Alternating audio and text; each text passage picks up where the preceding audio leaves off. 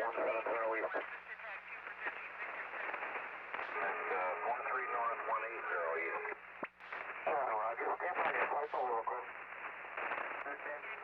1566, give me a call on your primary 5574.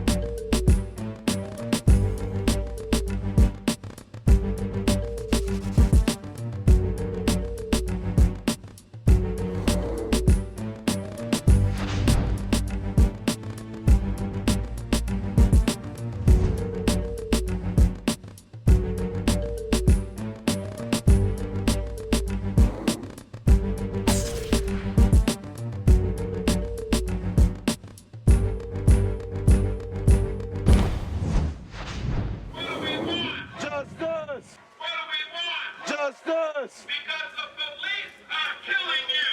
For decades, police departments in the black community have been as compatible as oil and water.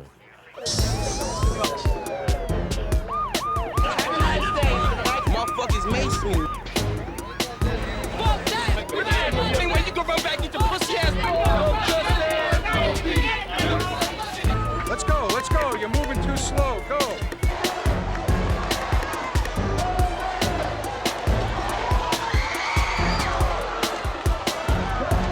Put your fucking hand on me, you know what I'm saying?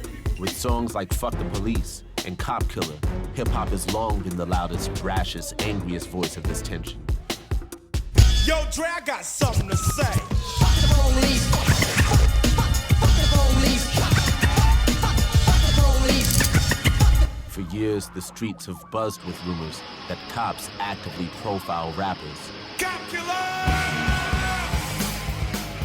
We were parked in front of a club, and the bouncers had parked us there. You know, they had cones, but then the cops decided they wanted to raid this particular club. As the cop was going through his harassment stuff, like, let me do this, let me go that, let me check this, let me check that, get out of the car, I was like, why are you going through all this, man? Why, I mean, what's all this about? You know, like that, you know, this, he said, yeah, this is a problem. He said, well, you didn't feel that way when you was writing Cop Killer. I had pulled over in double file. I was waiting for somebody to catch up to me. And up behind me pulls a yellow taxi cab, a red light flashing in the dash. And I was like, oh, hell no. The officer jumps out, he walks out, taps on the window. Did I roll down the window? He's like, hey, Tigger. I like before, like, I mean, not like, he knew who I was before he got to the window. And I didn't know how that was. I never rolled down my window. My windows are tinted, they're dark, da-da-da. So somehow they had prior information of my, I don't know, my tags, or they knew the car.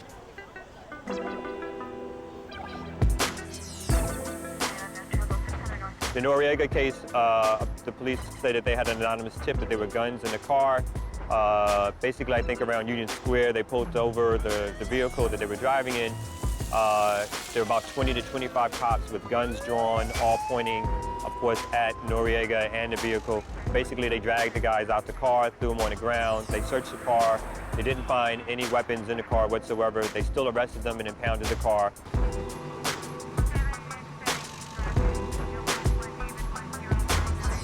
The very first night that I was getting Jay-Z out, when he was accused of something, well, he ultimately did not do. Somebody showed up in the precinct and said to me, hey, I'm the hip-hop cop. I'm on here. The what?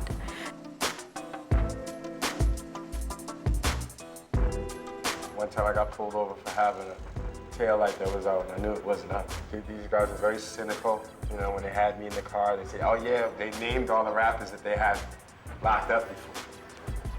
You know, trying to tell me about them and trying to make conversation about them or get me to talk about them, and I was just like.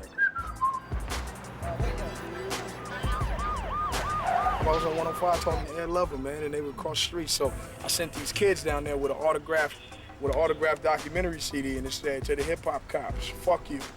See the police QD3, get them. They keep fucking following me all around fucking New York whenever I come through, man. As soon as I hop off the fucking plane, I see you motherfuckers, because you see nobody running. Go ahead, because ain't nobody running. They gonna pull off as soon as they see you doing that. Oh, and if you don't know that the Green Jackets is gang patrol, and Buddha know, because Buddha, motherfucker, I see you motherfuckers follow me. Stop following me, man. I ain't doing shit. I was definitely, I could say, targeted. You know what I mean? I was profiled, because I was a young black male in a nice vehicle. I didn't pretty much violate no violations, no traffic violations to be pulled over for. You know what I mean? Just so happened that, you know, I was in a stolen car. Police be on my back. The hip-hop police know me real good. They be like, there you go, search him. Why did this become front page? Why? Because he's a young black man and he's a rapper. Rap star. You see this? Now, if he wasn't a rapper, would he make front page? Hell no. They gon' follow and profile hip-hop artists because they know we get it hard, you know, especially in the South. We get it hard. I guess they don't understand the way we dress and our style. You know, if you're successful, they pulling you over and searching you because they feel you're gonna have a gun. You know, I'm sure they got their eye on me. I'm positive. You know, they want to know exactly what I'm doing, who I'm dealing with, and things like that. It's just like COINTELPRO. It's you have to observe powerful people. Rappers are powerful people. You know what I'm saying? I mean, I speak to 1 million people. From this room where I make a record, I speak to 1 million people. That's power. They keep track of every young black man, every young black woman that's involved in this business. I think there's a master list somewhere that everybody in hip-hop has something. They have all their information. There's always this fantasy among Negroes that they're doing something that the big they is afraid of. You know, they don't want this out. They're not used to somebody saying whatever the fuck they want to say. It's their job. Their job. They've been assigned to the hip-hop task force. So now a guy like me has to have, you know, get checked now. That's why I just got arrested and said, I'm a rapper. They say, yeah, well, you're coming with us. That shit don't save you no more. Before you can say I'm a rapper, they be like, all right, cool, word, go to your show. I'm a rapper. What? Get your ass against the wall. When everybody comes and they put the full court press on you, then you want to say, oh, they got the rap police. It's no such thing as the rap police. There's no hard evidence to indicate that the police have targeted them in the hip-hop community. This was true until a story broke in Miami. In March of 2004, the Miami Herald published a story showing a direct link between the police and hip-hop profiling. It all began when journalist Evelyn McDonald received an email. I at an email from a Miami Beach police officer who had read a profile I had done of local rapper Jackie O. So this is the email, and you know, at first she doesn't identify herself. She says, hi, I read your article issued on October 6, 2003. In the article you mentioned that Po'boy Entertainment, her record company, has an office in South Beach. Could you please supply me with the address? The reason I'm asking is that I collect intelligence on all current rappers and record companies in the South Beach area. Thank you for your cooperation in this matter. Detective Rosa Reggirella, Miami Beach Police Department. And you know, at that point I knew that this was the story. I knew this was a story that people had been trying to chase for years in New York. We didn't have a contact number for a record label, and I believe the email says something to the fact that we can't find their number and listed. If you have a number and a contact person, could you please share that with me, and we'll go ahead and get that information. We can contact them and call them. Well, then after that, I get the call about, do we have a hip hop unit?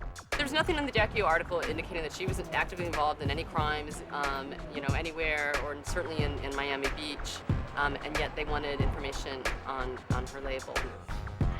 You know, tell us what you think about I mean, she doesn't feel comfortable. I don't want to being honestly, like I'm the vice president of Poe Boy. Just, I heard some stuff about that. Not, let's say our name or anything like that. I mean, wait a minute, do I need my lawyer here?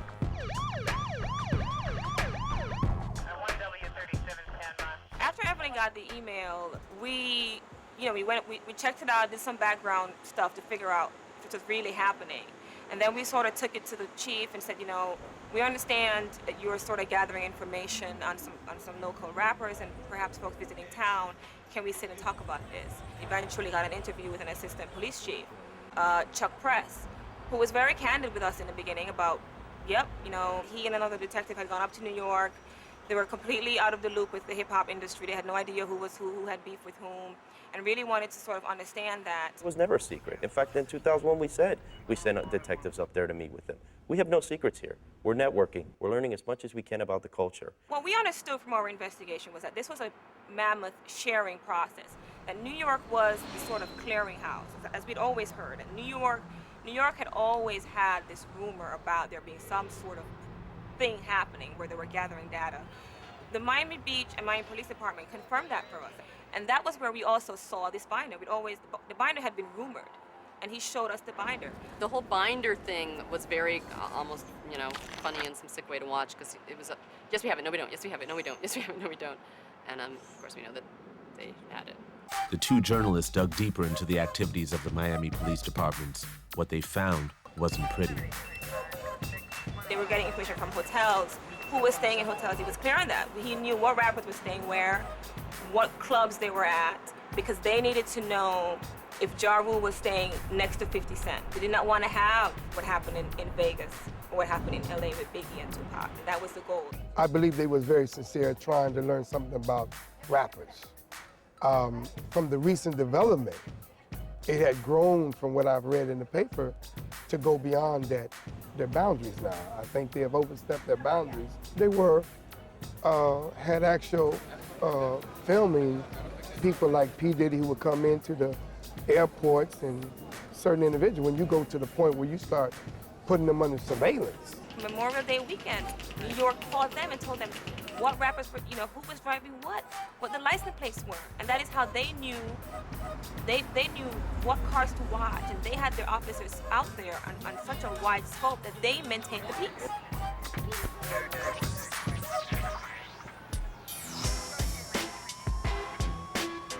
There was an origin to this fear. On Memorial Day 2001, rappers and thousands of their fans descended on Miami.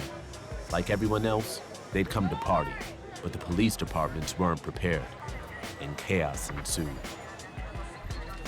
Unbeknownst to us, there was an underground advertisement of Miami Beach going on for them to come to Miami Beach for the first hip-hop convention. Nobody in the city knew this was coming. They made a correlation between Memorial Day and crowd control issues and folks just acting out and getting drunk and acting rowdy like spring breakers do. And they moved that up a raj and went into a direction that some folks said was questionable. So we took the ball and we ran with it. We learned as much as we could about it, not only the good side, but the bad side. I think that the one thing that New York forgot to tell them in the training sessions was don't tell the press about this. I think that somehow that was the one lesson that was left off the agenda. Miami Beach police pointed the finger up north to the New York Police Department. Not only did they reveal who trained them, but they also spilled the beans on who'd given them that binder. Chief Press did say that they got in training from a New York police detective who had since retired, but he couldn't remember his name. Derek Parker. Derek Parker. Derek Parker, the hip-hop cop. Call him Officer Dickhead. I don't know him, but fuck him. I found Derek Parker pretty credible. Hip-hop cop. Yes to the hip-hop and no to the cop, and I find it amusing. Nah, I think he's a cop. No, he retired. Yeah, he is retired. My name is Derek Parker. I'm the retired detective from the NYPD. I started the rap in the hip-hop squad.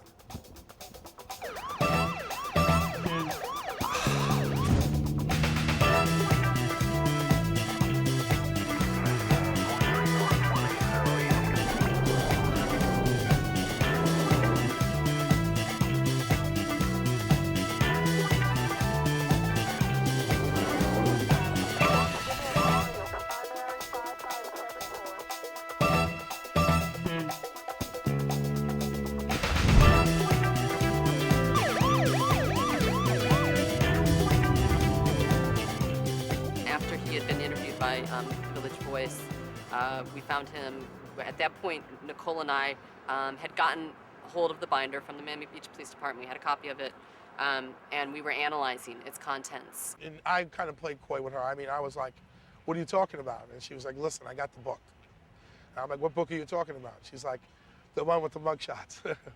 And I knew it when she had that book that she was dead serious about it, because she told me what was in it. And I was like, wow, how did you get the book? He was shocked to find out that they'd shown us and given us the binder. I mean, not only did she have it, now everyone has it. Now, in New York, in Miami, in Los Angeles. New York, we learned, from some of my cop sources, was very upset that this binder had gotten out. She asked me a few questions, and I told her basically, how did she get my name? And basically she said I was given up by Miami. He verified the whole training sessions, and he added some details. He said that he actually came down to Miami Beach initially. And we know you came down here with your boss, and you set up these roll calls and talked to these cops and talked to them. I said that was done for a reason. And that's the reason that we did come down here. It was for a reason. He says he started this, he was a one-man task force, it seemed, for years in New York. He set this whole thing in motion and is now actually on the other side. He's now security to a lot of these stars. And I love rap music. Rap music is the biggest thing going right now. Not for just me, for my nieces, my nephews, for everybody in the country. You said in the paper today, it's a $10 billion industry. If you talk about a hip-hop cop, a guy who's gotten into the community, it's Parker. Parker has gotten up next to the hip-hop guys. He's realized what the situation is and recognized the racial quality of the police reaction to them. The Miami area police departments had admitted to everything. They'd been trained by the NYPD detective Parker, and they had the binder. There was just one problem. The NYPD flatly denied everything. A rap unit, Derek Parker's role in it, the existence of any binder.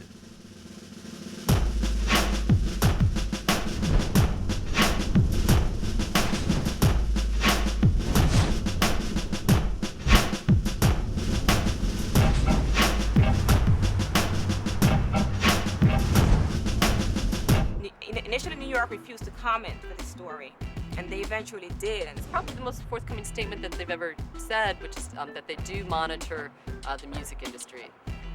And I mean, we haven't done a thorough investigation of this, but I have not found any folk rock task force or doo-wop task force or, To deny that he was involved with it, it's almost impossible, because I was actually his commanding officer when he was involved in these investigations.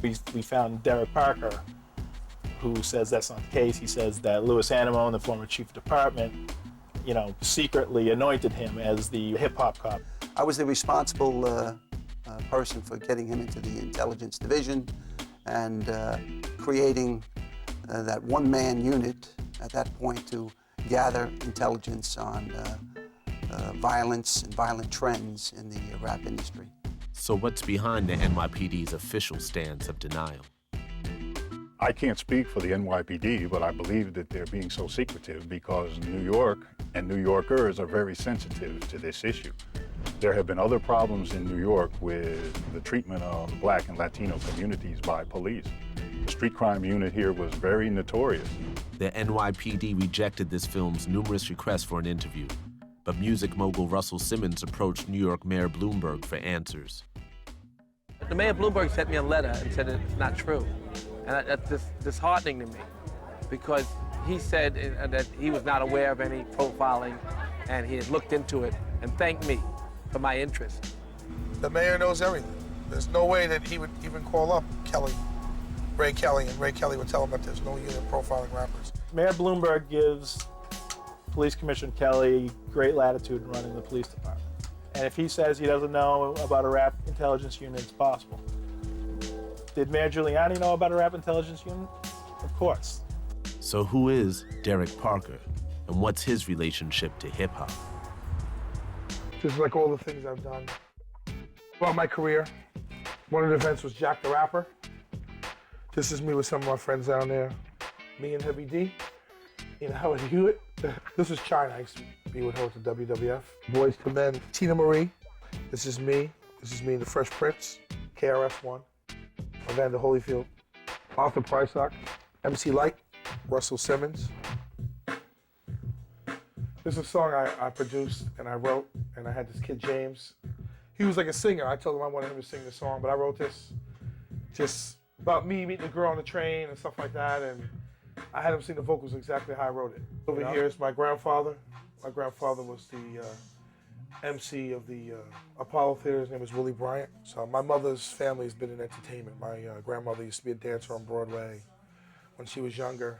My father, his family's different. My father was more of a civil service worker, so we all became cops, and correction officers. Everybody's in law enforcement. Yes, I'm proud that he got into the police force as well as the rest of my kids got into the police force. He's always told me to make sure I get an education, make sure I always do well, and make sure I always get a pension. Now, he's still living at home. Do you ever have any issues with that, or? Derek's from the heart of Jamaica, Queens, where the drug trade started. It's a fork in the road for Derek. It was, look, either go this way and hang out with the drug dealers, or go this way and go to school and be in the police department. So Derek made the right turn. I got into rap when I was in the police department.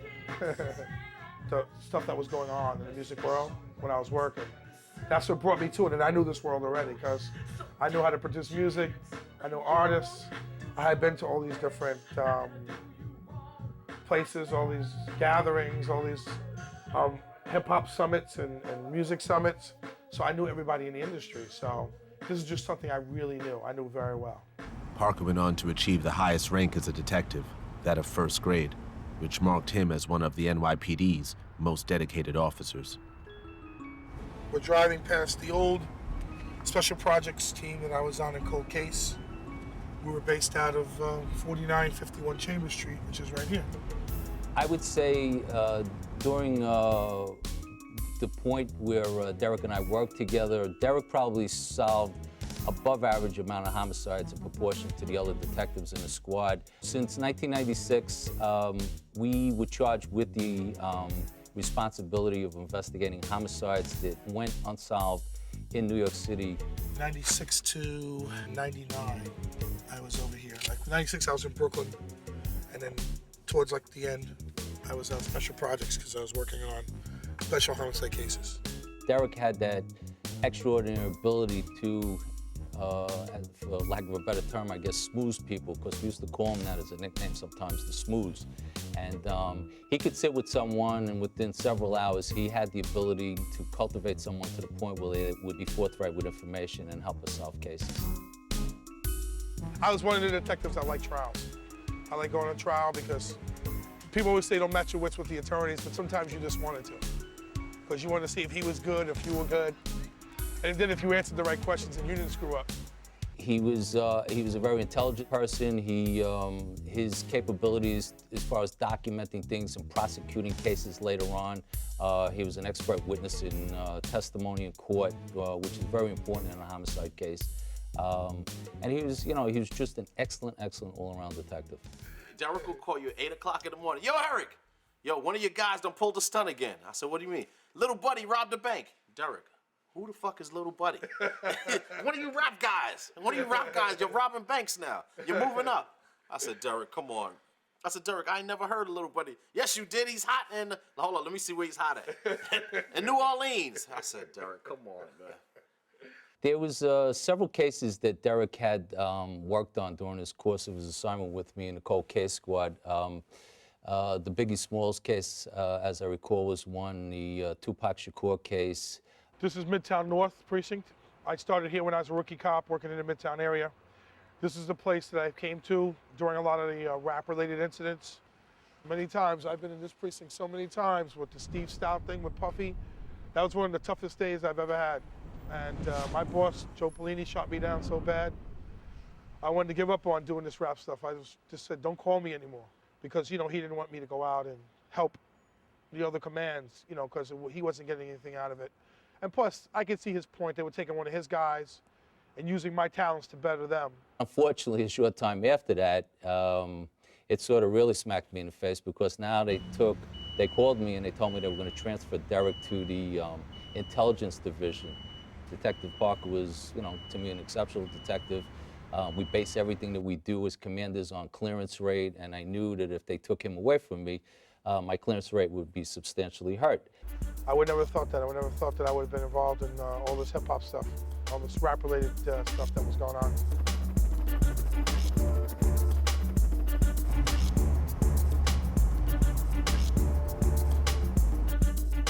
Here we're at the intelligence division. This is basically like the home area we used to come to come in and basically just work. You know, it's the headquarters where all your paperwork, your computer center, you know, other detectives, you know, everybody would come in here and do all their work. You know, it's a big place, as you can see, because it really stretches around the whole entire area. This is the entrance into the Brooklyn Army Terminal. You know? How you doing? We're just going into the conference center. Thank you. Wow, I guess you see how easy it is to get in here. And this is it. This is the front entrance of the intelligence division. Yep. This is, of course, security's on us now. They're looking. So now, you know. Yeah, I just tell them to do it. Slow down to them, yeah. How you doing, buddy? They're just filming the thing for a bank. For the Commerce Bank? They're not allowed to film me unless they get permission. Okay. All right. Anyway, as you can see, this is a covert place where you can't film.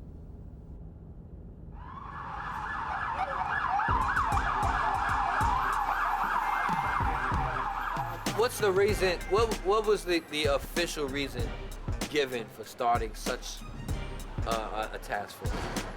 Violence. Anytime a rapper gets shot or shoots someone else, it's a big story in the paper. And so I would think like the NYPD would almost be remiss if they didn't have someone watching it. You gotta remember back 6 years ago, the rap music industry was in a whirlwind of violence. It ain't like right now I finish my record and I'll be like, come on, let's go drive in the niggas. That ain't how it happens, dog. This is motherfuckers that ain't making records that are out wilding. Trust me. Last I heard, they hadn't solved the Tupac or Biggie murders. So they're not trying to solve murders. You know, if anything, I think they got caught with their pants down a little bit when Biggie Smalls got killed. And this whole thing was going to come back to Brooklyn, and there was going to be this massive funeral, and the NYPD didn't really know what the hell was going on. Our intention was basically to really monitor it and to report, because you remember you had a lot of different chiefs, a lot of different captains that weren't into rap. All they knew was rock and roll, and some of them had this idea that the rap community was all bad. We had rap artists as victims, in some cases, rap artists as perpetrators of the violence. And a close friend of mine told me that there was a detective who worked in the New York City Police Department who had expertise in this area. After the crack epidemic sort of slowed down, like it was in the 80s, and then when the 90s came, it started slowing down, this music industry was like a new drug game. Everybody started getting into the music industry. It was my intention then to, rather than have Derek work on these cases ad hoc as the cases came up, to see if we couldn't find a place to put him, to institutionalize his knowledge. Chief Adamo wanted this to be, he wanted me to share a lot of the information I had because it would help a lot of the precincts and the other detective squads and the patrol officers understand and gain a little insight on the rap music industry. And now that you found out what's going on, yeah, I was always doing police work. You know, I sort of lived for it, so I was always doing police work all the time. Whether it was planning for the Biggie Smalls funeral in Brooklyn, where I know he had a hand, and he helped us out immensely, or some of these other cases involving homicides and shootings throughout the city during those years, he was an invaluable asset and one that I would invariably send detectives to. I wouldn't say I put my name on the arrest report, but I helped in assisting the squad with arresting them. Puffy was one. Screwball, Old Dirty Bastard, Little Kim, Junior Mafia guys. Somebody had to step back and take a bigger look at what was going on. And that was Derek Parker's role. My job, my mission was to go out and to reduce the violence in any way possible. If I had to go out here to talk to these guys or let them know who I was or be at certain venues and try to prevent things, that's what it was all about. The role of the detective in the intelligence division is to gather the facts, analyze them, make some recommendations, or tell people who need to know, this is what I see happening here. There was one of the chiefs that wrote a memo that every rap-related incident, they had to notify me. So whether I was home at 2 in the morning or 3 in the morning, I had to get up and respond. If I wanted to get any rapper, I can go and find out what any rapper is at. Whether he's at a venue or he or she is at a house, I don't, you know, but it all depends where you're gonna take them. You know, if there was a rapper that committed a certain crime, of course you're not gonna go to a wedding reception and grab somebody. Although I did do that one time.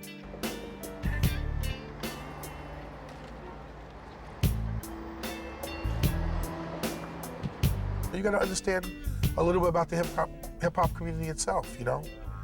And I do, I understand these guys. That's why I talk with them. That's why, you know, I joke with them.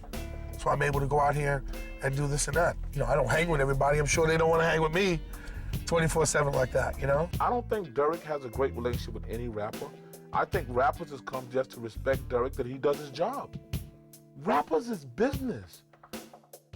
According to Parker, the unit used a full range of intelligence gathering methods. Going to different venues, yes. Following people to parties. Watching people, yes. Taking down their license plates numbers. Surveillance, yes. Following them off of planes. Photographs, yes. Checking their itineraries when they stay in hotels. Looking at certain individuals, yes. Like a Russell Simmons to a Puff Daddy and all that kind of stuff. I just don't understand what sort of criminal activity that they expect them to be involved in as they're getting off of an airplane. I think that the idea of keeping people in the rap world under surveillance is a good idea. Because after all, it's the only area in popular entertainment in which people have been murdered. A lot of surveillance that I might have done, if it was articulated, maybe we do a rap artist itself, but most cases, it might have been a club. You know, you might have had a homicide, you might have had a shooting, and it might have been a different party with a different group of people, and you might have wanted to see who was coming back. Biggie Smalls, back in the days, Biggie was surveilled. I think Puffy's been surveilled. But you know, the police department perceived him to be a problem back then. There was an event in New York where Snoop was coming to town. And there was word out of LA that Snoop had some beef here before in New York, and that he was coming to New York to a particular club. Yeah, there was some surveillance done just to see if he was gonna show up or who was gonna travel with him. Because the thing was that you don't want anything to happen here. You know, especially when we got the word that Suge was in town, or Suge Knight might have been in town. There's definitely a need for surveillance.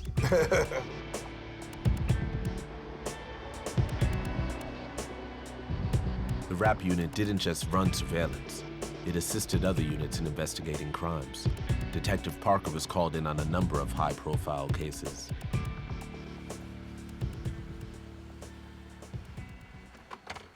We're in Midtown Manhattan. This is 43rd Street between Broadway and 6th. At the Kit Kat Club that used to be here, I got a call here about a stabbing between an individual named Lance Rivera, and it was alleged that Jay-Z was the one that stabbed him. Apparently, Jay-Z and Lance had a dispute over Lance bootlegging some of his CD that wasn't supposed to be out yet or out to the public, and they had a dispute over it, and he was stabbed. So I came up here to assist the Midtown South Squad in the investigation. And subsequently, Jay-Z was arrested for it. And after Jay-Z was arrested, he pled to a lesser charge. This is Club New York. Back in 1999, I was called here for a dispute between Puffy and Scar. Apparently, Puffy was with J-Lo, and they were coming into the club here to party. And apparently, this guy Scar got into a dispute with Puffy and Shine while they were in the club, and threw some money in the air, supposedly at Puffy. Subsequently, Shine was arrested because there were shots fired in the club, and he ran out with the firearm in his waistband. Puffy and J-Lo had took off, and they were stopped maybe a block or two up the ways, and they were brought back to the scene and then taken into the precinct. I was called about 3 a.m. in the morning, and I was told to get over to the precinct into Club New York and to sort of spearhead the investigation for the squad and patrol. This is Club NV. Back a few years ago when I was doing music in the hip hop squad, I had to come here at 4 in the morning because there was a shooting involving an individual named Peanut, who was from Brooklyn. He was so-called loosely tied to the music industry, so he says. He apparently pulled up in a Range Rover in front of the club. He stopped to talk to someone. Someone walked up to his car, shot him. He took off up the street, ran into a tourist and killed the tourist, and he died upon impact of the crash. As soon as that tourist got killed, that was a big deal, especially in Manhattan. I think the chief was very upset about a tourist just walking across the street and getting killed, coming out from a nightclub that dealt with hip hop.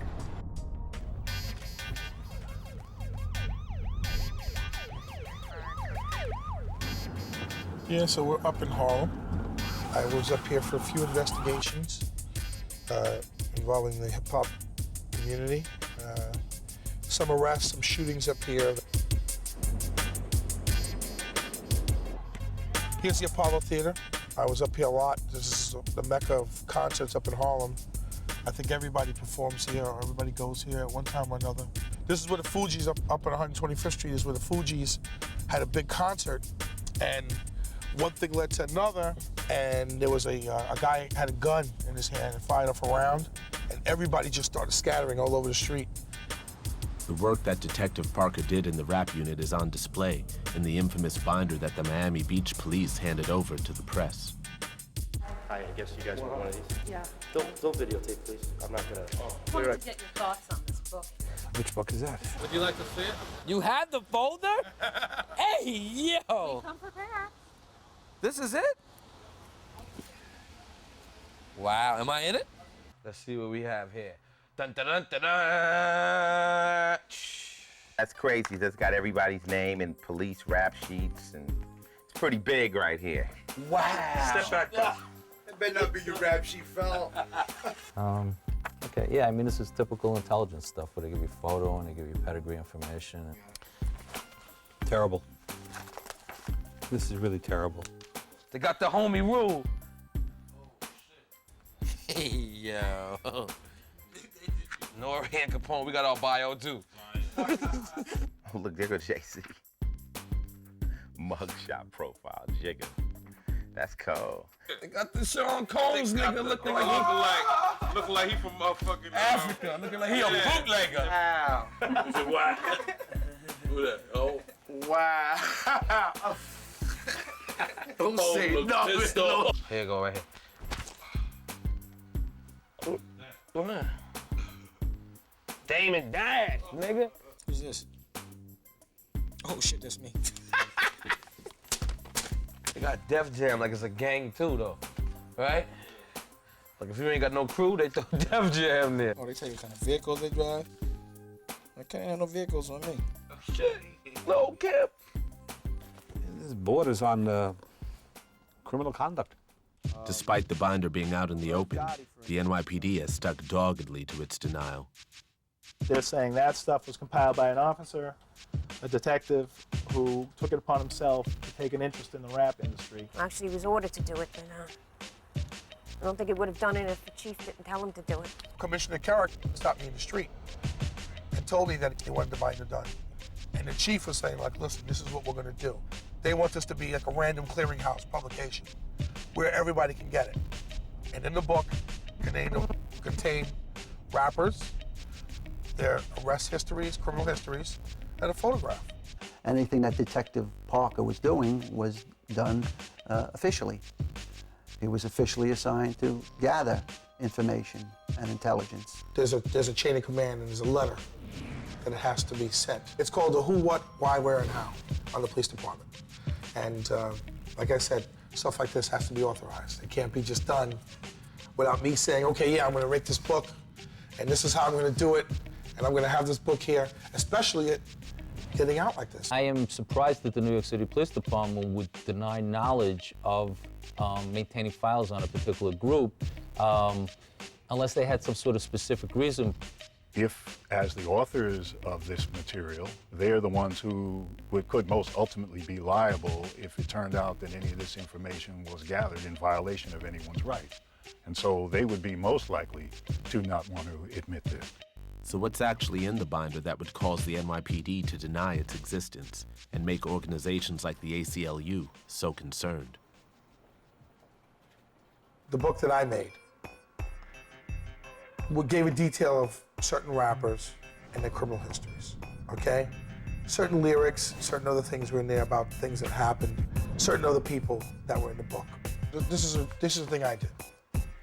It just shows you that there's no photo available because the photo is sealed. It says that on it. But it tells you a little bit about the guy's address, his date of birth, social security number, his last reported arrest, and his criminal history. Vehicles. Mercedes-Benz is the car he may drive, his FBI number. And his NYSET number, which is his police department number, NYPD number. This binder is basically just it's a bunch of public records, mugshots, if you will. Somebody comes to town like P. Diddy. We don't have a file on P. Diddy that we open up and learn where he lives. We know where he lives. We can go to his house right now. We also had an addendum to the binder, which is all the crimes that happened from '94 to present. And each of it spelled out which precinct it was in, which crimes were committed. And there were probably over 100 various different crimes. We've got a comprehensive report here on Missy Elliott, and it's got the names that are associated with her and whether there are any bankruptcies or tax liens or corporate affiliations, driver's licenses, she have any merchant vessels, motor vehicles registered. And Missy is one of the people who is not listed in here, and as far as I know, doesn't have a criminal record.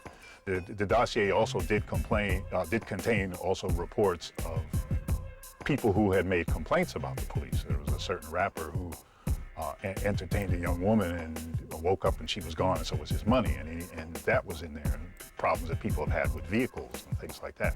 So they gathered a whole lot of stuff, including things that didn't have to do with crimes committed, but also people who were victims. The obvious question about the binder is, how legal was it for the NYPD to make and maintain it? The book should be purged if the person who's in there has had the criminal charge expunged. This is obviously a mugshot. The case in which this was dismissed. The record should have been sealed and closed. Obviously, it wasn't. I handled that case myself. If I went and tried to get all of the conviction and arrest records of let's say, some of the CEOs and Enron and Adelphi and WorldCom and some of those, I don't think there'd be a big binder that everyone's passing around that I could just go down there and get.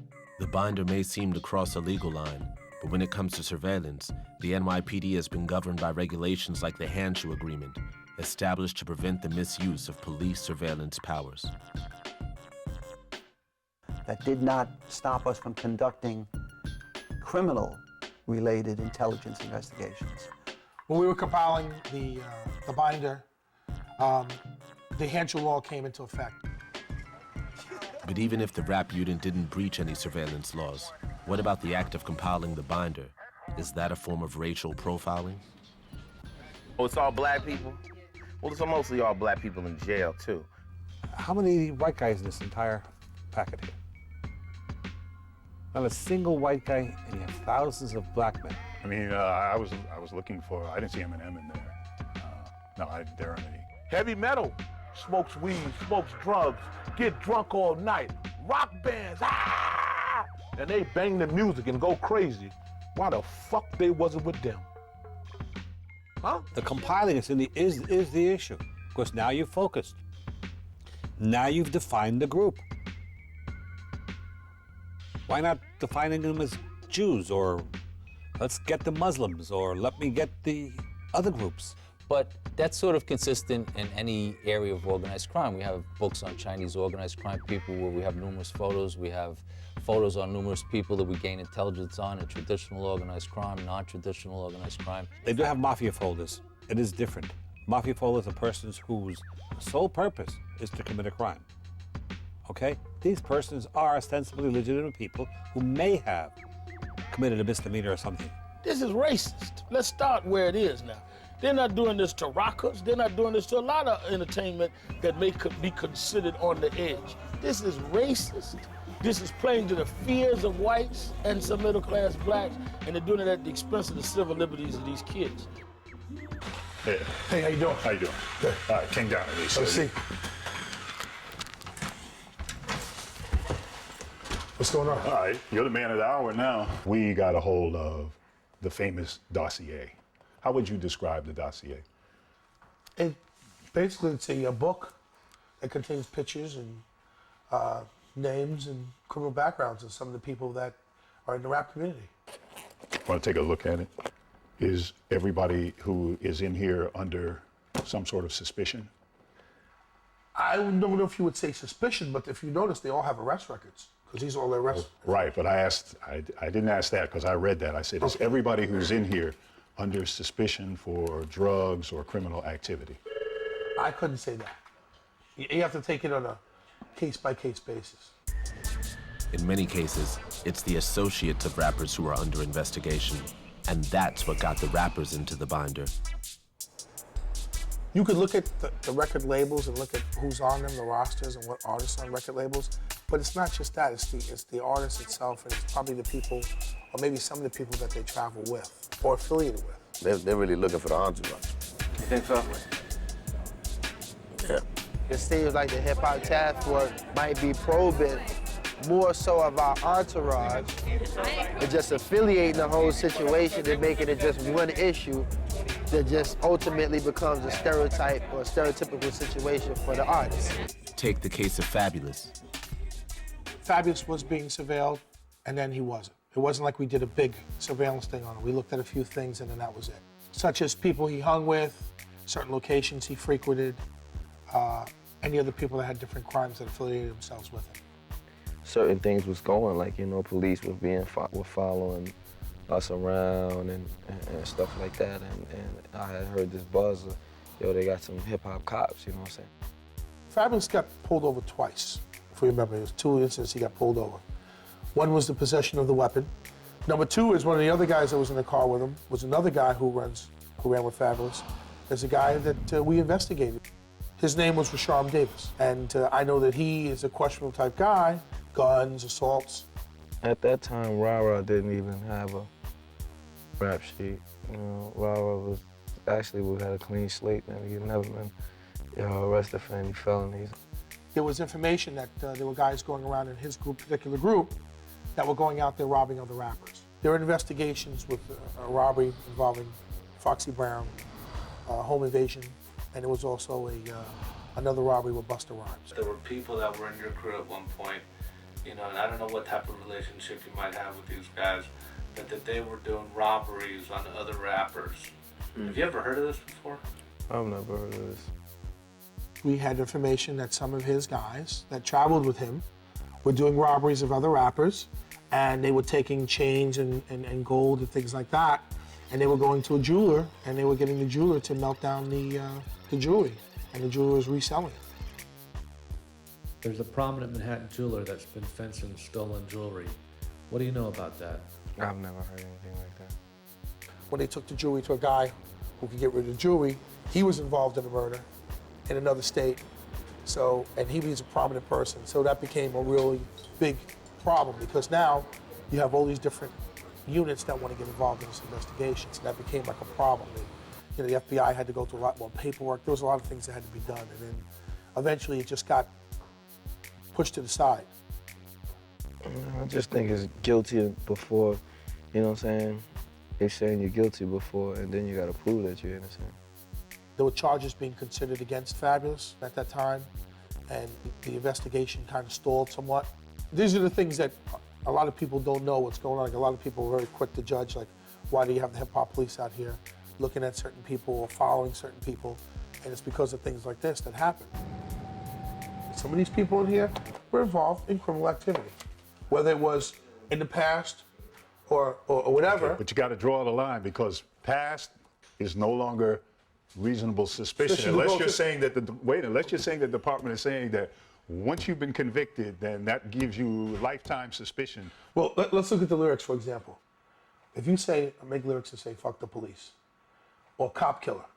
You don't think the police are going to respond to that? Of course. What do police have a right to do once they hear those lyrics? I'm not saying they're going to go out and just arrest you because you said lyrics. Well, what? What will they do? They probably said, well, this guy's saying fuck the cops.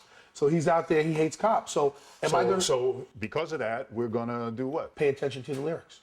Okay, so pay attention means what? Play the CD, listen to it, enjoy it. And listen to his lyrics. Okay, and that's it. But Right. but will they say, but you can't do anything to that person? No, because his lyrics. No, of course not. You can't do anything to him. So when you were saying respond, you're talking about officers who are acting outside of what they're supposed to. How about Who Shot Rudy?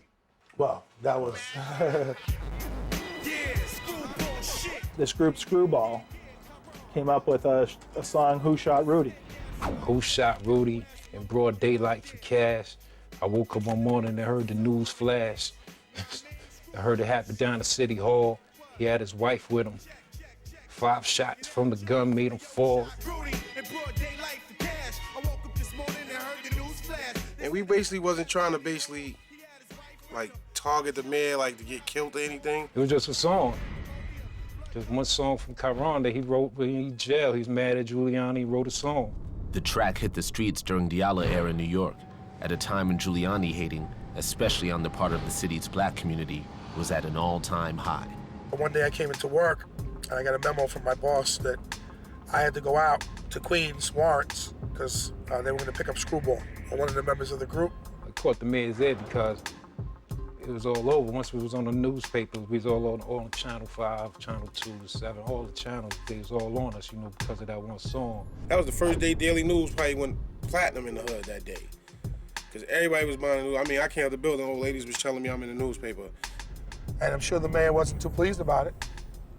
And he wanted to find out who these guys were. The police came up to the record company and took all our songs to listen to our songs to hear if they was hate crimes. And the reason we did the check on them was because of their lyrics, the music, and we did a background check and it revealed one of them had an open warrant. The person who wrote the song, Chiron, he had a PO, and his PO told him that his superior told him to go through his record with a fine-tooth comb. One of the treatments that this guy got was the silent treatment after that. He got picked up by the police. He got arrested for a drug case that was later dismissed. Then he got arrested, I think, for another drug case that was also dismissed. He didn't appear in court, and a bench warrant gets issued. And actually, when he got the warrant, he's just going to be brought in front of a judge. The judge is going to make him pay the fine or whatever, and then release him. We didn't anticipate that big response behind that. Nah.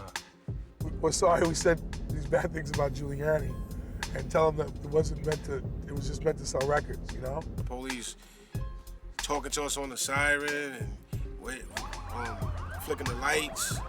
Screwball.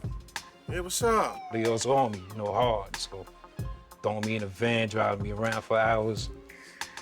But as I told the guy, you can't just go out here and scream against the mayor and then have a warrant, an open warrant. And so at what point are they looking at him just because they're pissed off at what they're writing? And at what point are they looking at him because it's legitimate to go out and arrest a guy who's got an open probation warrant?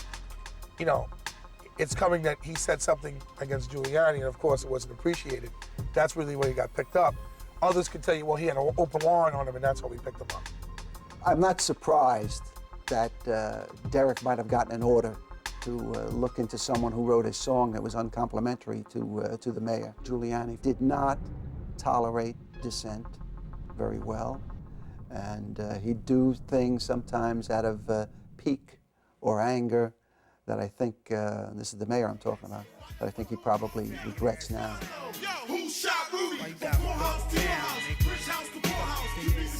That was a bad song for those guys to make. Okay, did they have a right to make it?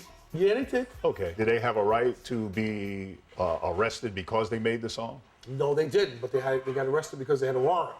Did they have a right to be investigated because they made the song? They probably shouldn't. I'm giving you my opinion now. And to me, I wouldn't have made a big deal of it, but someone did.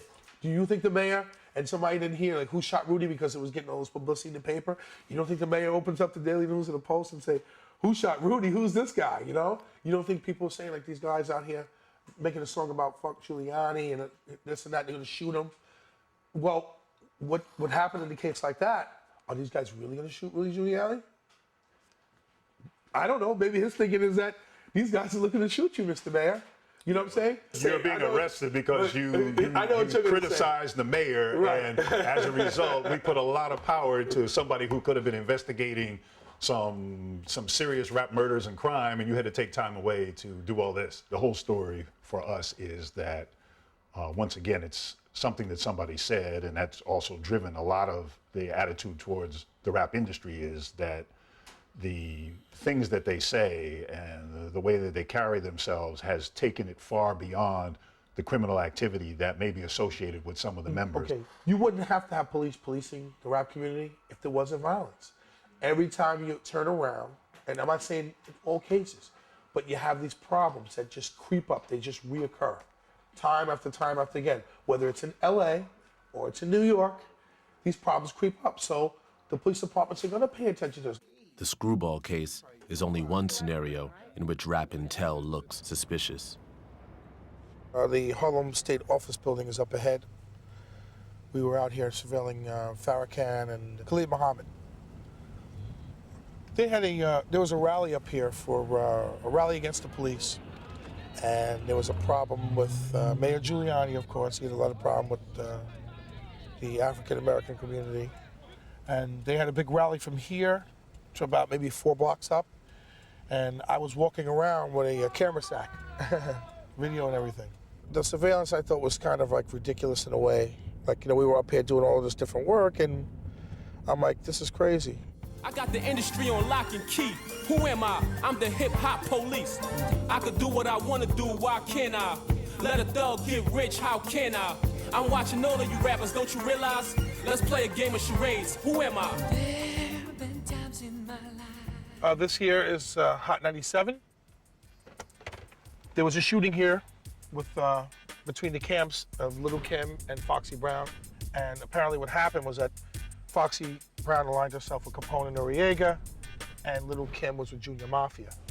The two camps, I guess, saw each other here, and there was a war of words that were on records already between Foxy and Little Kim.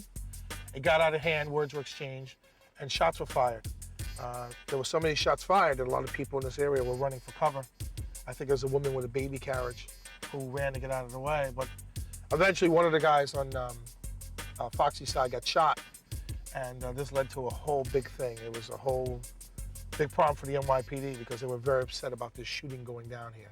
But I understand the police were all over that like flies on cheese. The shooting that happened at Hot 97 was probably the last straw between the commissioners and the chiefs with all this violence going on in the hip-hop world.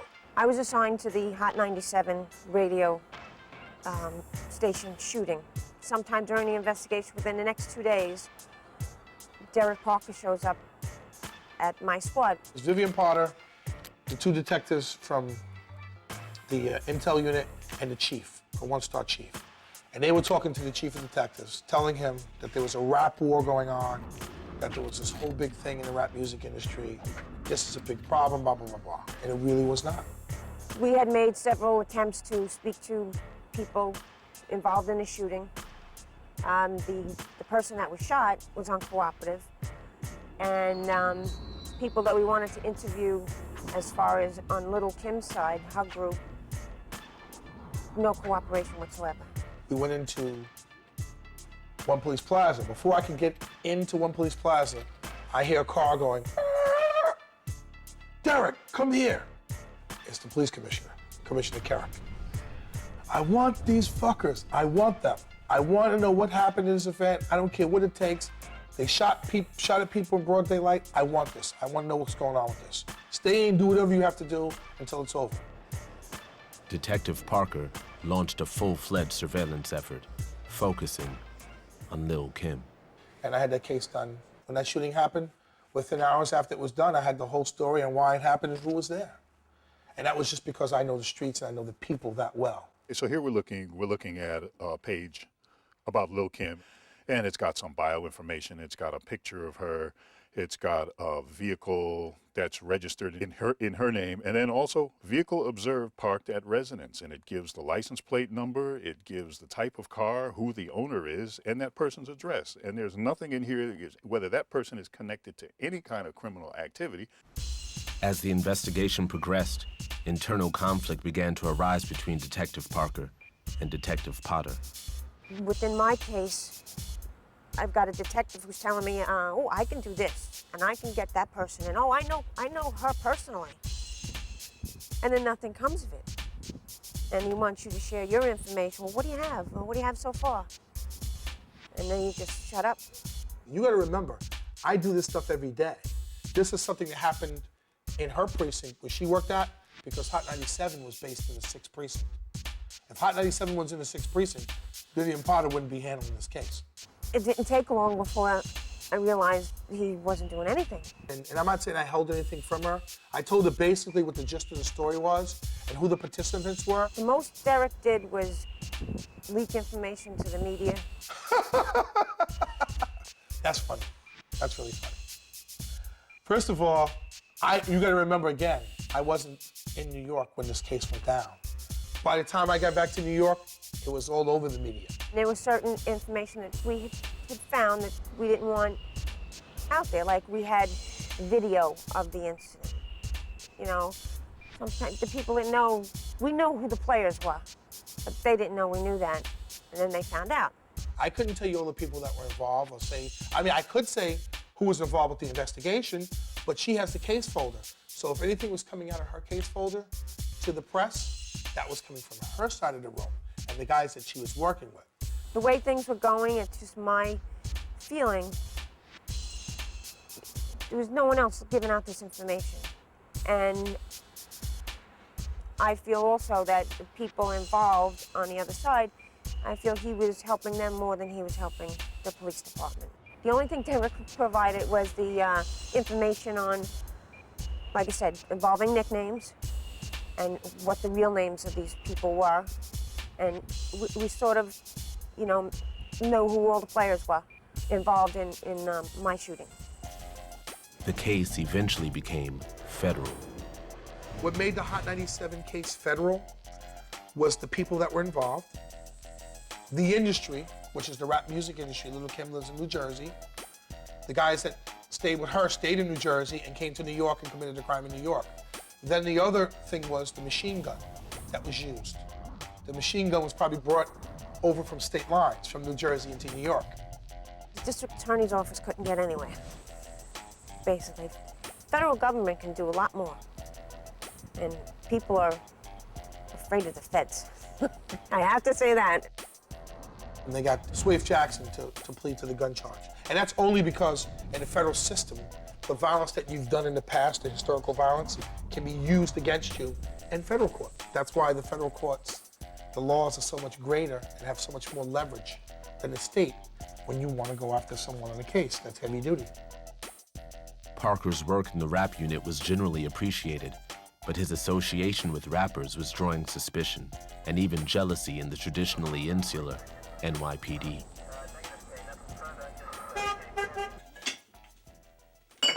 This is a bottle I got from Puff Daddy. Sean Combs gave this to me when we had the Steve Stout case. So he gave me a bottle, said thanks. I always kept it, I never opened it. Every day I had to walk a line because you always had somebody in the department always thinking that you were either too close to these people or that, well, hi, this guy might be real close to these rappers. We really don't know what kind of guy he is. Derek had very good people skills, but again, there is a little bit of a territorialness in some of the good detectives, and they'd rather work these cases themselves than share. Derek got a kick out of himself, and he did like working with the rappers and being among them. The thinking in the police department, generally, and this is not one of our strengths, is this idea of you either with us or against us, and there can be no gray. There's definitely a tension between some cops, because some cops, and that's been proven also, they never knew what side you were on, or they thought that maybe you're doing this industry. A lot of guys are like, well, this guy's out here doing that, couldn't he go on the other side? I recall being in a meeting with the chief of detectives, and the question came up, listen, these people use drugs, these people do various things that are illegal. Make sure that you do not get involved with these people to that extent. So there's always that concern. On that, you say whether Derek crossed the line or not. You ask yourself the question whether there was a necessary line to cross. Why do you perceive that the hip-hop community needs to be diametrically opposed to the police department, or vice versa? It doesn't surprise me that Derek, is working security with, the rap groups. It's, I guess it's what he was pushing for. And that's why he was, so friendly, because there's money to be made there. I'm not close to anybody. I do my job. That's what I'm paid to do. That's what I'm here to do. I don't go out and hang out with Buffy. I don't hang with Busta Rhymes. I'm not with Jay-Z or Fabulous or any of these other guys. Being a black man, he was able to communicate with the black community. And as such, the police never felt totally confident with him because in their mind, perceiving the hip-hop community as the enemy, he became one of the enemy. As far as Derek's ethnicity as being a black detective, there's no one that I ever became aware of that saw Derek other than a detective. They never saw him as a black detective, a white detective, anything other than a full-fledged, knowledgeable individual to investigate crime. You're in a rough situation. You're a minority and you're a cop, and you have a hard time trying to get ahead just being a detective and doing the work that you do, or being a boss that you are, because there's very few minority bosses on this job.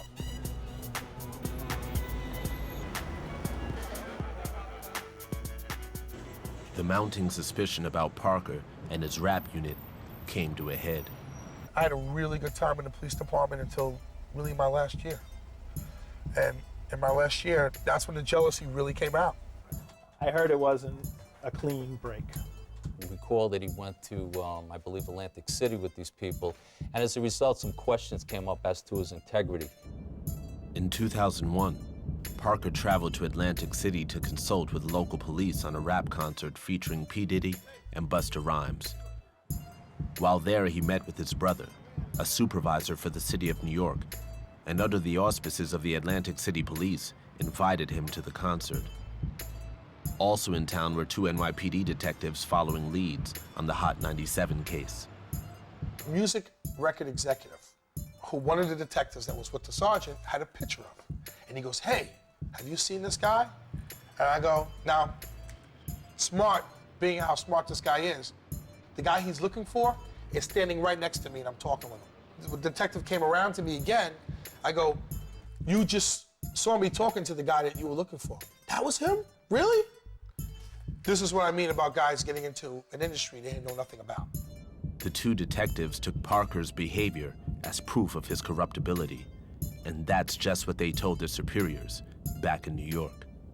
By the time I got back to New York, they had made disparaging remarks about me because they said that my brother was acting like he was a cop, and then he did this and that. And I guess I wouldn't share information to them, and then I was close to the rappers. Based on these allegations, the NYPD's Internal Affairs Bureau launched an investigation into Detective Parker. Derek was bounced out of the intelligence unit. That's practically a demotion. It's not a step up. A step up would be to go from a detective squad to the intelligence unit. That was heart-wrenching. Never ever been in trouble on a job in my life. Not one command discipline, not one complaint. And for me to go to IAB and make them look stupid.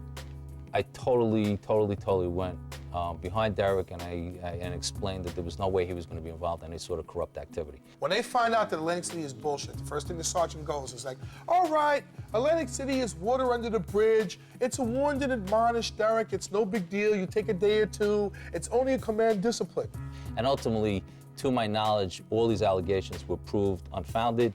And then ultimately, as a result of the investigation, Derek felt that, the department was not what it was when he came into it. So it was pretty much time he felt that it was time to move on to, private life. I have regrets that I left the job the way I left. I wasn't comfortable with that. I had worked my way up to the ranks. I did the right thing. It took me a while to understand it, but I think I did the right thing.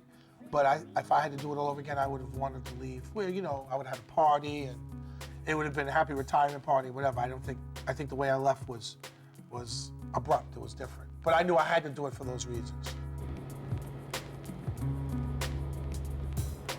The police did a car stop and stopped Derek one day. Derek was downtown and he was coming out of the studio and they said, hey, who are you? Derek showed him his ID and Derek said, hey, I'm retired. They said, hey, that's good for you. Derek Parker has moved on since his retirement, working as a private investigator and running security for rappers. But his departure didn't bring an end to the rap unit. The police department's stance on this is that that's not true. They say that there isn't a new guy. Yeah, there is. There's two guys doing it. The one guy who took my spot, he's a good guy. You know, I mean, we verified they're out there, and you know they're doing the same job, but they're a little more, they're a little less well known than Derek was. Big Rosie? Big Rosie took over? Yeah, Rosie. There's further proof that Rap Intel is still in effect. Just take a look inside the binder. There's more NYPD documents in here since his retirement, in the last 2 years. And so, I mean, it would appear to me that the NYPD is continuing. Sent 12903. I wasn't on the department 12903. Whenever you go into a computer, it has a date. And on the date, it indicates the time. 2/22/03. Derek Parker was not on the police department 2/22/03. So whoever did this, whoever put this together, did it afterwards. Of particular interest are the arrest files that Parker says were added to the binder after his retirement and bear an HIDTA stamp. What does that mean, HIDTA?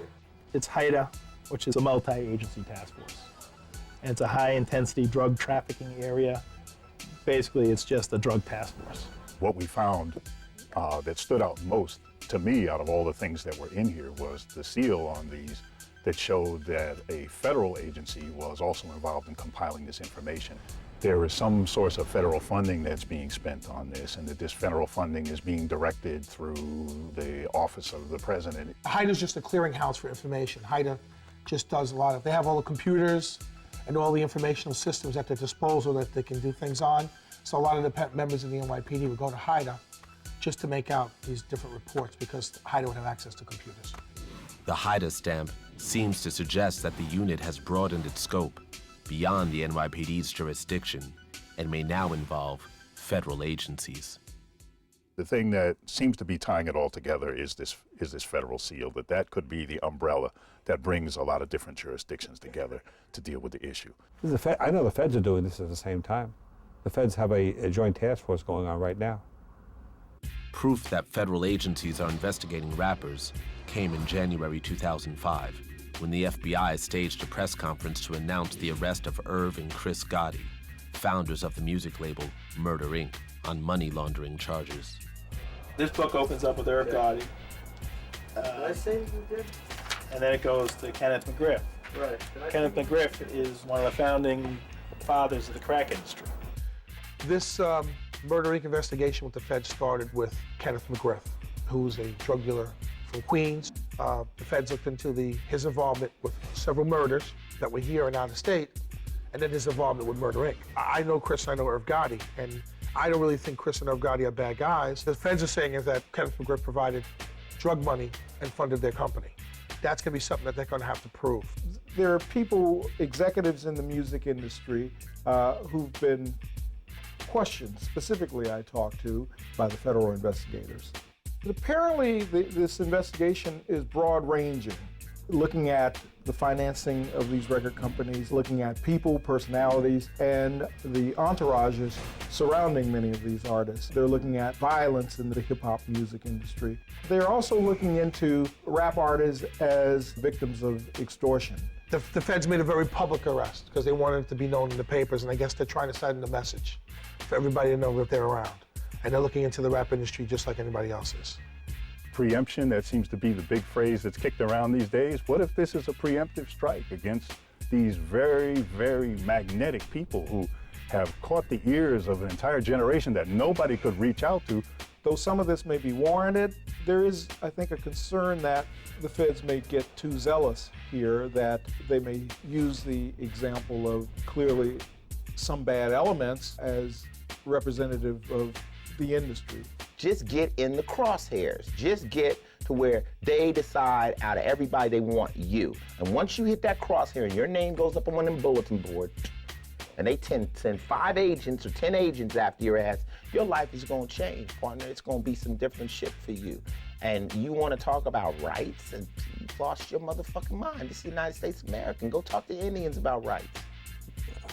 My intelligence tells me there's a lot of things going on, and a lot of things are going to be coming down very shortly within the community. And what do you mean? I can't tell you. How does the hit seal end up on these?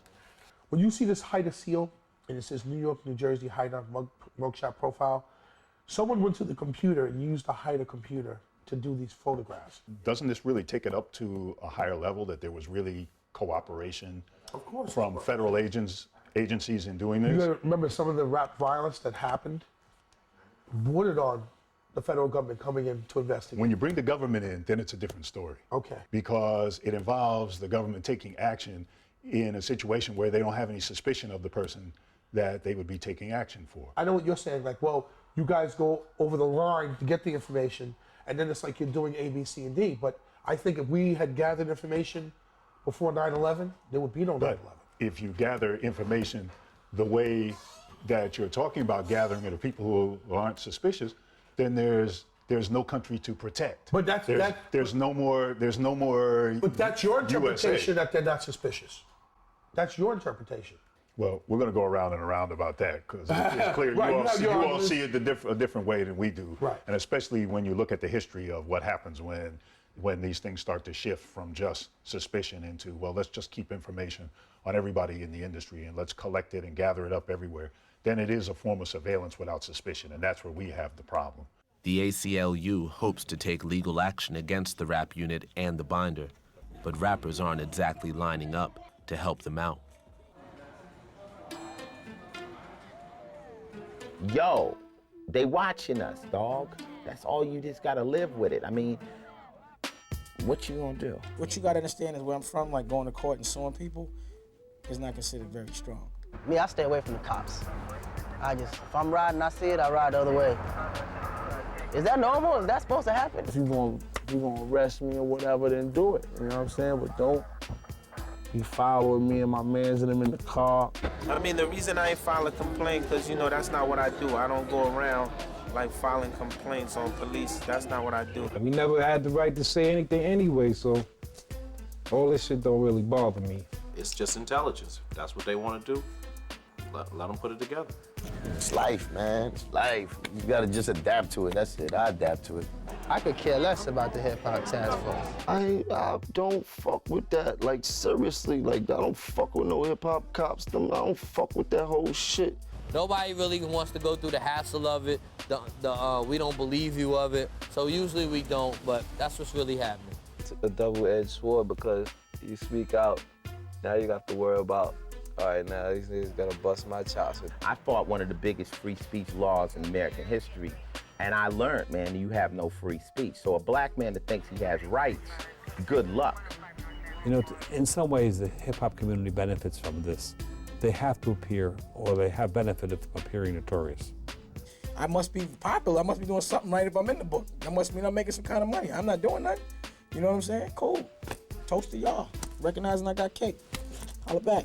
Oh, I think a lot of cats would like to be in that book? Is that what you're saying? Yeah, I'm sure a lot of little busters would like to be on some police file so they could think they tough, and this, that, and the third. That's an interesting one. As far as publicity, sure, it's publicity. It's notorious publicity, but I'm sure that people are feeling a little uneasy about every time they step out the door, you know, who might be snapping their picture or following them. You need to stand up now rather than ask us to stand up for you after you become a victim of this. You can't avoid a conspiracy. You can only confront it. With rappers unwilling to confront the NYPD, the issue of the rap unit's activities seems to be dormant. Regardless, the NYPD is supposedly anxious about Derek Parker and his rising profile.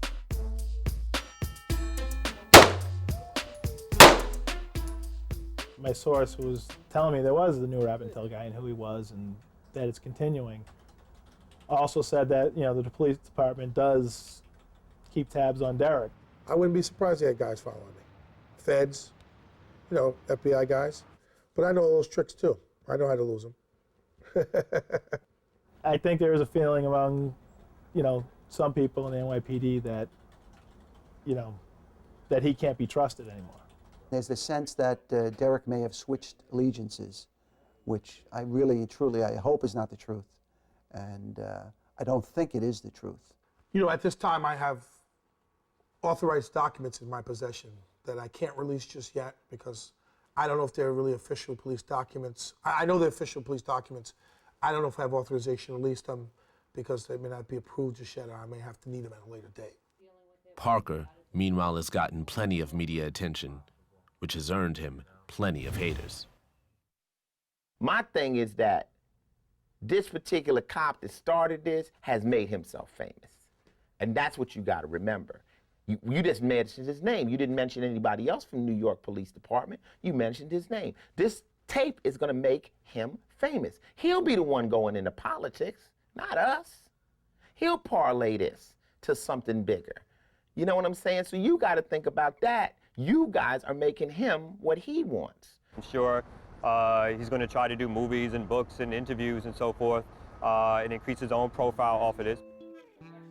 Parker is outside the NYPD now, but his current work keeps him inside the same rap world he once policed. We got a lot of parties coming up this week and the events going on. It's not about just doing security. I do the private investigation. I kind of really like the intricate things to do. I don't like the simple stuff. I like some of the hard, complex jobs that deal with attorneys and, you know, figuring out things because I'm good at that. This is my newspaper article booklet. And what I do here is I keep information as far as newspapers are concerned, anything that has to do with the rap industry. Yeah, I'm not in the job anymore, but I still keep abreast of what goes on, even for what I do now, because I'm in the security private investigation business. Here's a case I was involved in with Jam Master Jay. Mom's graveside vow. You know, the mother is upset and she wants to kill her court in her son's death. When Jam Master Jay was killed, I was probably notified within 30 minutes or 40 minutes after his murder. I had called up and spoke with a detective, Bertie Porter, who worked in the squad, and told him if he needed my help to call me. Well, they didn't call. I guess they really felt that they didn't need my help. But they had a multitude of problems with the case. I was called by another rapper who asked me to get involved in this case. He says, a favor to me, this is what's going on. And not only did this rapper call me, but another entertainment guy called me and said, these guys are gonna screw this case up unless you come on board. I wish that the police were better at doing this thing, but I know this is a lot of, it's very political, and I think right now the feds are looking at this investigation. But while some members of the NYPD view Parker with suspicion, plenty of his old friends in the department still hit him up for help. This is a place where a shooting just happened a couple weeks ago, about 2 weeks ago, with a party that Ja Rule was hosting. Apparently what happens is that at the end of the night, two guys come out, the party goers from the party, they confront another guy, there's some words exchanged, and then shots are fired, leaving one guy dead and another guy injured. The next day, the police department had it as there's a weak beef between Ja Rule and 50. Those facts are just theories and accurate theories right now, and the cops are going on. Detective McCormick, Cornetta, he's a good friend of mine from Brooklyn. He and I know each other very well, and he doesn't know the rap music industry that well. So he said, look, you're pretty much the guy who knows all of this stuff, and you're out here all the time. And he asked me if I could help him out. I try to get out, and they keep pulling me back in. Stay out of trouble. You know? Stop following me. We're not following you. We're not following you. That's what's up. Now you follow me.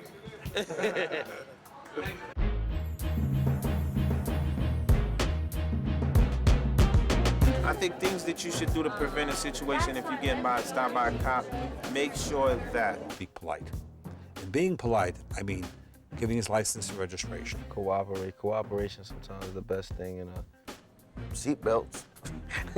Throw my seatbelt on. Precautionary shit. I don't carry guns. Don't bring any weapons. Do not under any circumstances, consent to anything else. I don't drive. I don't go outside. When somebody gets pulled over, they realize that they have a right to remain silent. I just start rolling the cameras. Like my driver got a camera. Run the camera just so they don't do nothing that they ain't supposed to be doing. I pay my parking tickets. I have pay my registration. Travel with somebody who's legitimate, security.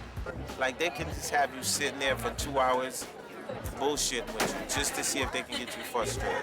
It's happened to me. I say, no disrespect, but you know I don't have to answer that question. Yeah, just can't ride with them things on you, you know? Just don't be dirty. You know that little weed smell's gonna let them go in your trunk, which gonna let them go in your shit, which gonna let, you know, follow what I'm saying? The officer will ask, can I search your car? He's no right to search your car. We don't advise people to block the search of the vehicle, but to say over and over again, I do not give you consent. My advice to any artists that are attacked or pulled over by the police, if you have millions of dollars, sue them. Sue the city.